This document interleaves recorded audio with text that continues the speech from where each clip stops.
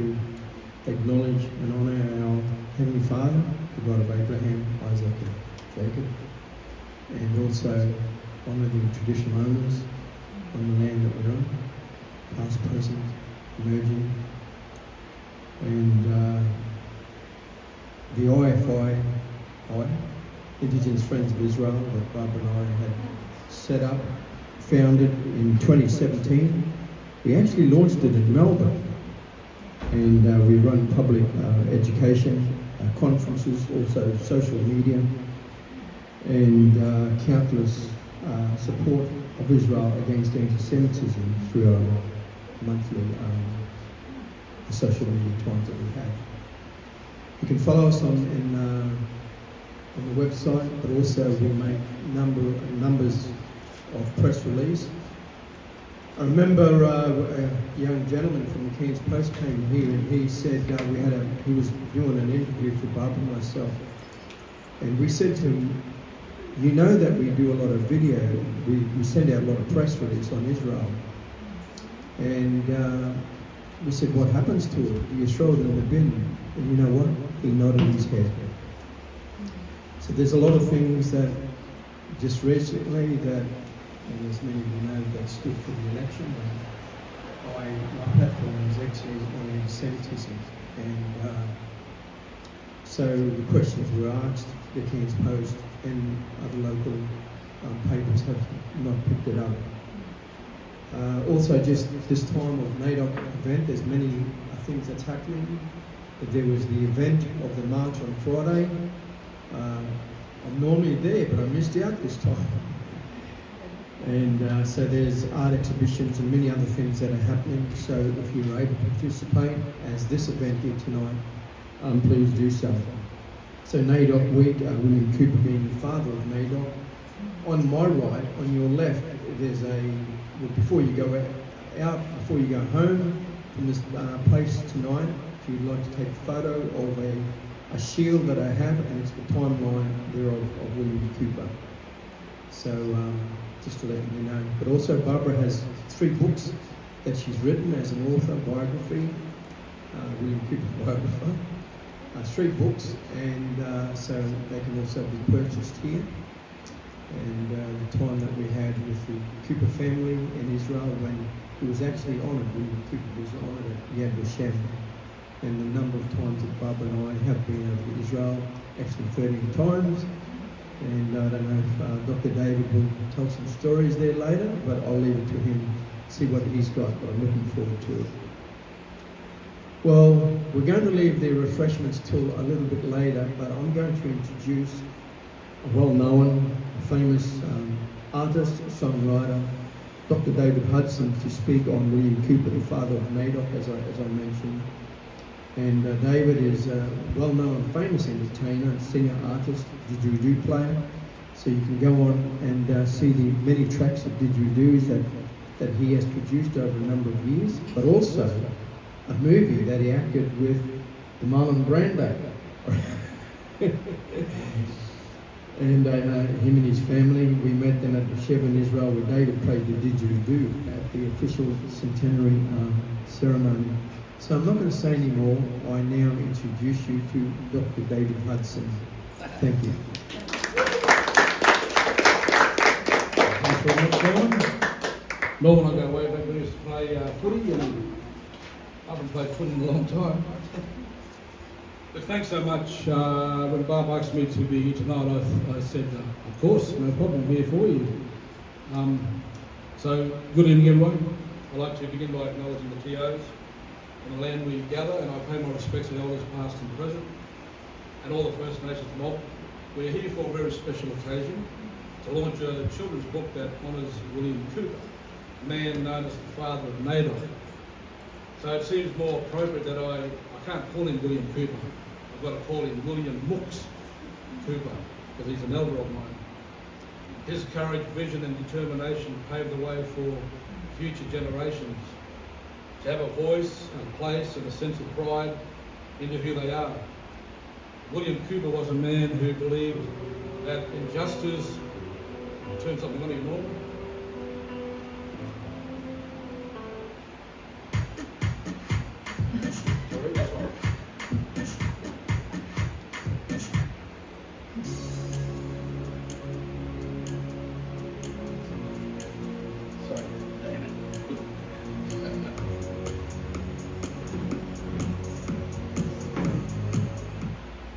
William Cooper was a man who believed that injustice should never go unanswered. From advocating for the rights of Aboriginal people here on our own shores to standing up for Jewish people overseas. Mux Cooper showed us what it means to live with purpose and compassion.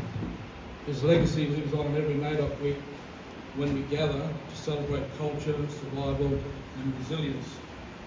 It is fitting that this story is being shared with our children so they can grow up knowing the footsteps on which they stand and the shoulders they stand upon. This brings me to Barbara Miller. I've known Barb for over 50 years. I don't know how it comes, I'm only 52. Barbara is a pastor, she's a mediator, psychologist and a teacher. She has been passionate about Aboriginal advancement since 1970, starting out as a university student. She's written many books, name a few: White Australia, Black Heart, White Woman, Black Heart,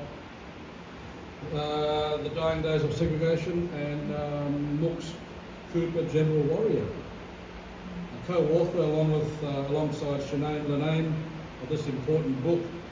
Barbara's commitment to truth-telling and Aboriginal advancement has spanned decades, from supporting the return of Mapoon, advocating for land rights and to standing alongside communities in the pursuit of justice and self-determination. Barbara has dedicated her life to ensuring that stories like William Mux Cooper are not forgotten, but are passed on to the next generation. Through this book, she invites our young people and all Australians to learn about a man who fought not just for himself, but for all of us, so that our children and grandchildren can walk with pride and dignity in their culture. Today, as we launch this children's book, we celebrate William Mux Cooper's enduring legacy and Barbara Miller's dedication to sharing it.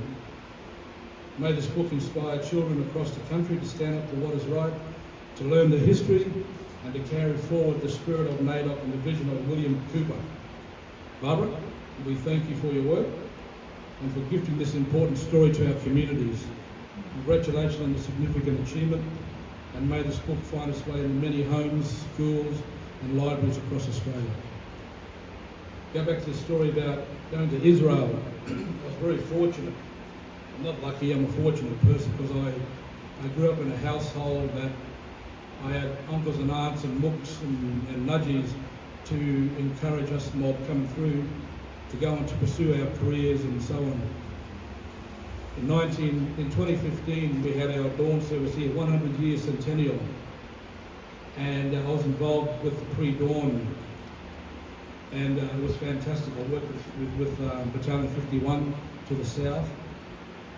Next minute, I got a phone call inviting me over to Gallipoli, then from Melbourne, then to Villers-Bretonneux in France, and then in 2017, I go to Tel Aviv, Jerusalem, and Beersheba. And I'm walking around there, because I'm there for about 8 days.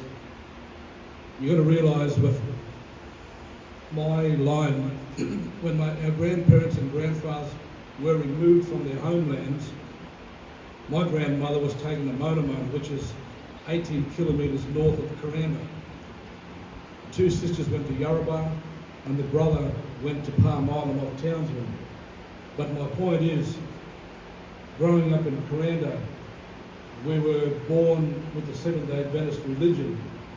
So everybody's dream trip in Coranda is to go to Israel. So when I had this opportunity of going to Israel, all the mobs said, David, you've got to take lots of photos, and you've got to come back and you've got to show a PowerPoint in the church. Okay. So I did all that. I went to the Dead Sea, I went to Lot's Road, I went to Galilee, I went to Olives. I went to these places that we all grew up in the Bible. It was amazing, it was fantastic. And then I'm walking around there and I hear this word, hey, Crocky! And I'm thinking to myself, what's going on here? Crocky! People that know me growing up, I've got two names, Cocky and Bindi. Bindi's my language name. There was Barb singing out Cocky. And I turned around and I was like, two recognised countrymen from Cairns was there. And it was such a blast to see local families all the way in Beersheba, Israel. So yeah, we caught up that day. It was fantastic. And I have great memories of going to Israel, and I will always return there forever. And my name is David, which means the beloved. There you go, so I'm very proud of that. And my daughter, we kept it in the family, so there's the name Jeddah. And after the grandparents, so we got rid of the Da and called it Jedess. So she's the firstborn of David. But look, thanks so much, Barb, for asking me to be part of this, Norman, and thanks to Rabbi for being here. And enjoy the evening, and thanks for coming. Cheers. Shalom.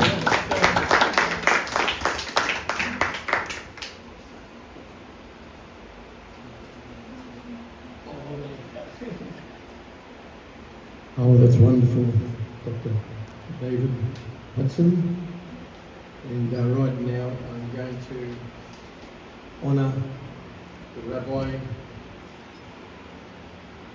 Ari Rubin to speak on William Cooper. And Barbara and I have had countless times of attending Jewish feast services led by Rabbi Ari of the Kabbat in Cairns. And he also looks after Townsville and the rural remote outreach of Rabbi. And we appreciate his friendship greatly.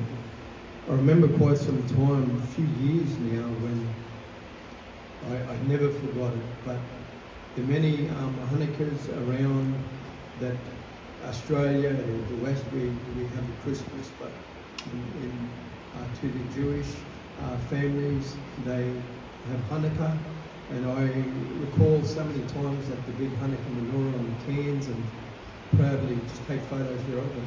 I remember this year when Rabbi Ari and the congregation they did the Hanukkah menorahs of the boomerangs.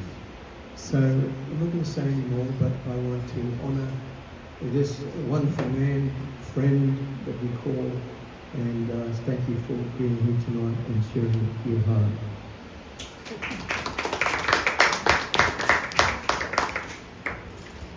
Yeah, thanks for that. That was definitely a lot of fun. I would have known that we had your one. We would have done that.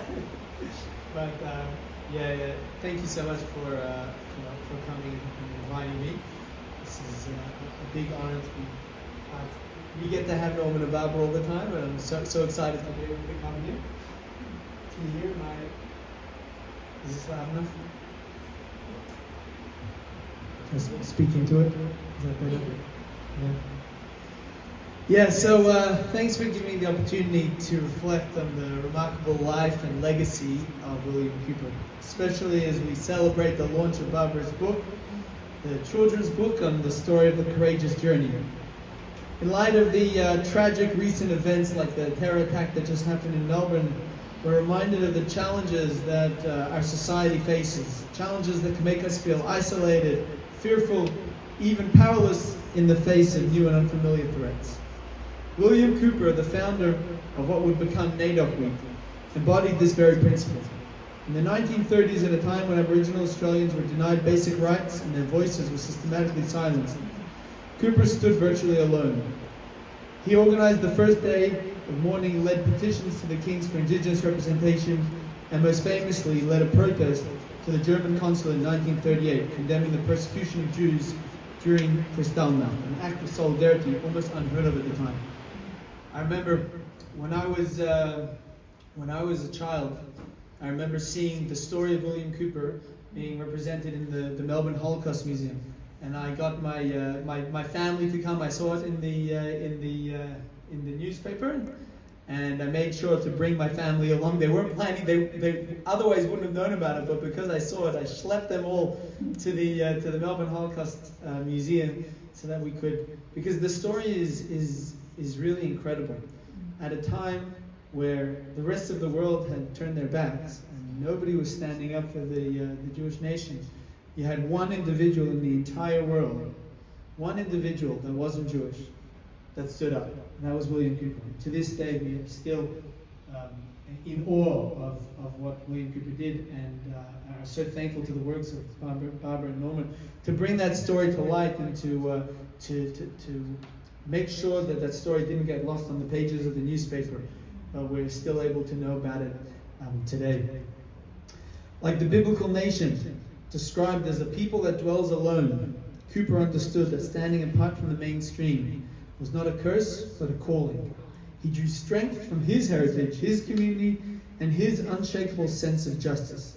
He did not assimilate to the dominant culture at the expense of his values, but instead he insisted on the dignity and rights of his people and extended his compassion to others and to those seeking justice. The line, a nation that dwells alone, comes from the Torah, from the Bible. In fact, it comes from this week's Torah portion. Synagogues around the world will read that prophecy this coming Saturday in synagogues all over the globe. The story opens with Balak, king of Moab, noticing how the children of Israel had defeated the Amorites.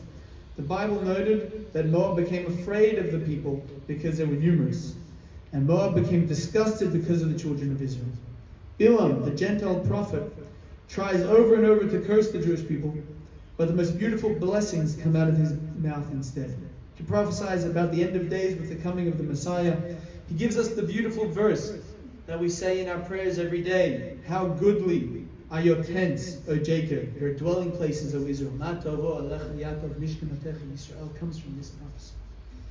But the first words out of his mouth, Numbers chapter 23, verse 9, he says, Ki meirosh tzurim erenu umikvois ashurenu hein am yevadod yishkon uvagoyim lo yischashu. What does that mean? He says, I see from the head of rocks, I look at them from the hills, they are a nation that will dwell alone. It will not be reckoned with amongst the nations. So let me ask you, is it a blessing or is it a curse that a nation should dwell alone? The fact is, the Jewish people, over and over and over throughout our history, have been alone, have stood alone. The world against us. We've seen it hundreds and hundreds of times over and over during the millennia that we existed. We've seen the phrase, you Jews are different, you're not part of us, we should expel you from them. We've been expelled and sent out from country throughout our existence. From Israel to Babylonia, to France and Spain, to the Morocco, Iraq, Kurdistan. We see this at the UN today over and over again, that Israel is singled out over all the other nations.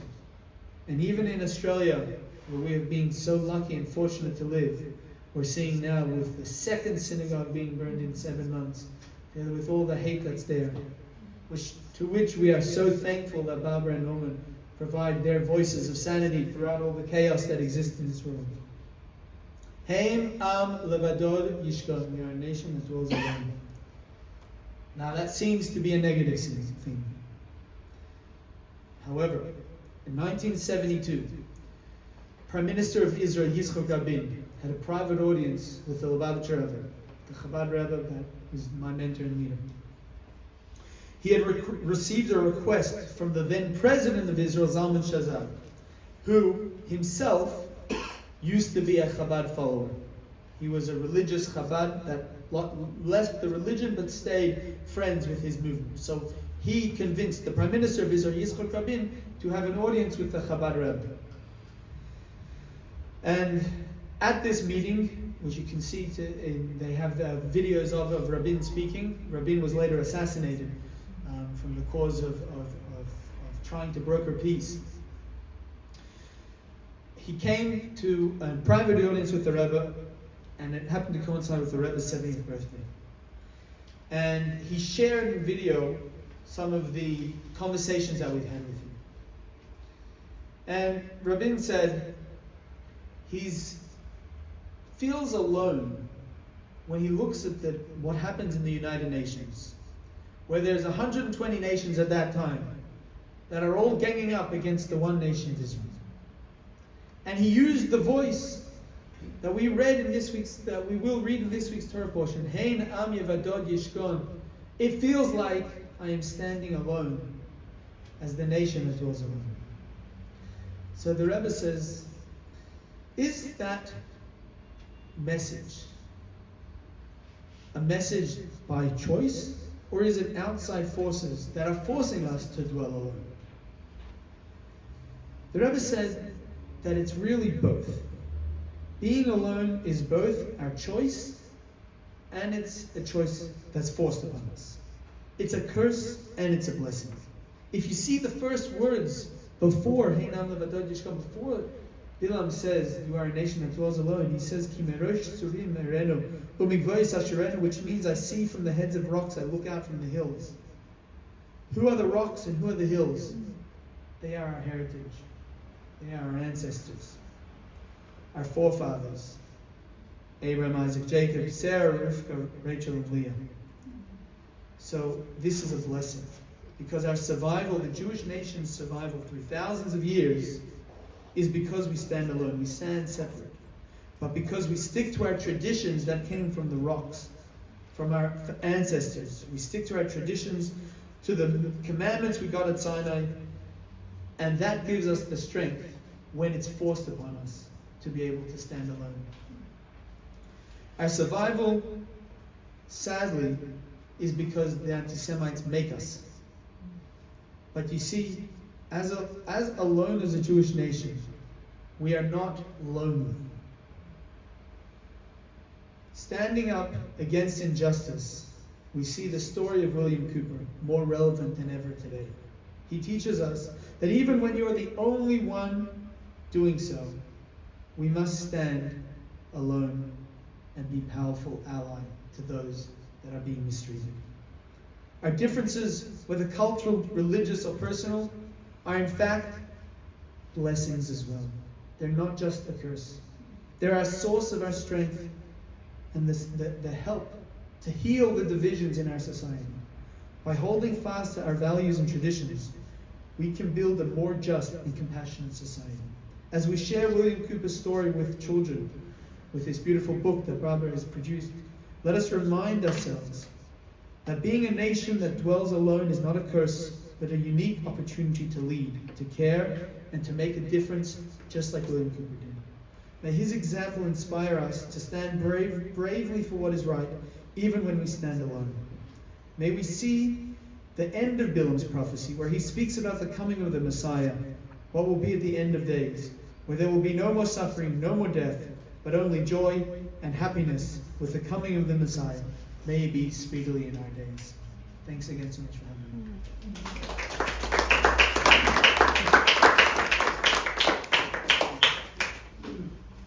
Very moving, very powerful. Rabbi Rubin. And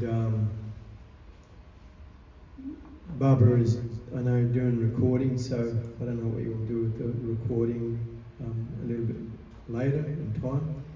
But that was just so powerful, and I want to say to the Jewish community, we stand with you stronger and stronger. And we say to you that you are not alone.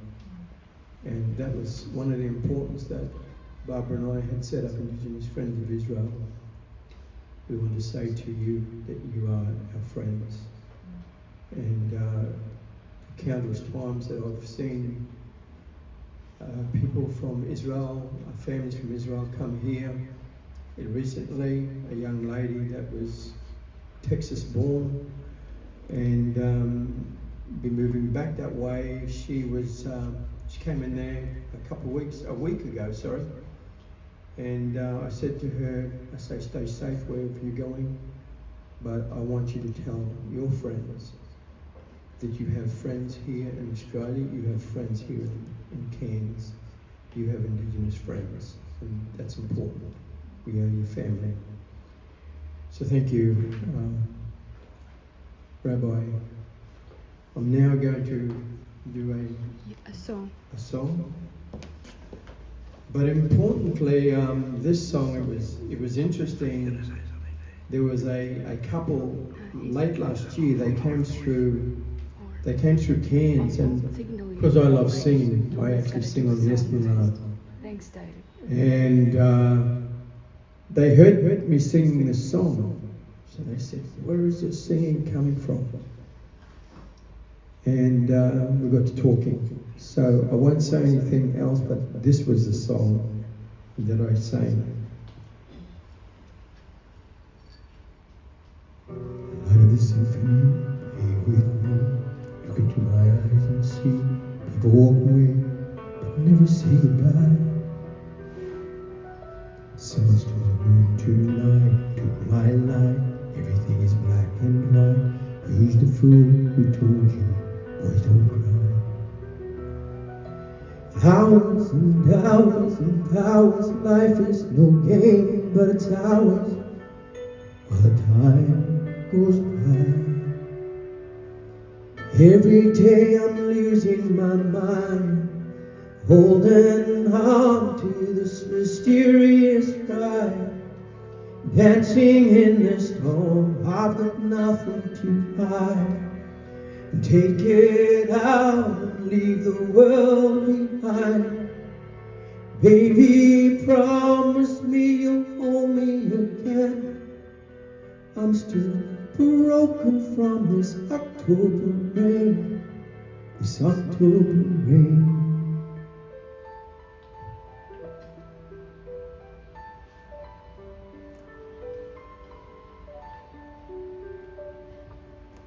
Living in a fantasy, ecstasy, everything is meant to be. We shall pass, but love will never die.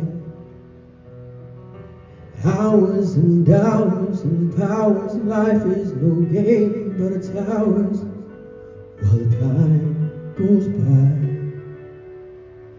Every day I'm losing my mind, and holding on to this mysterious ride, and dancing in this storm. I've got nothing to hide.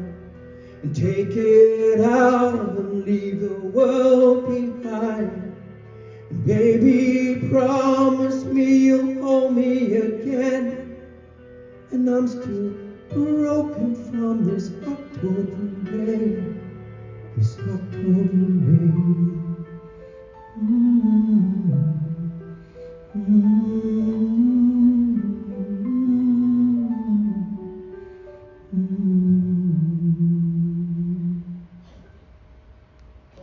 So that was the song that I sang.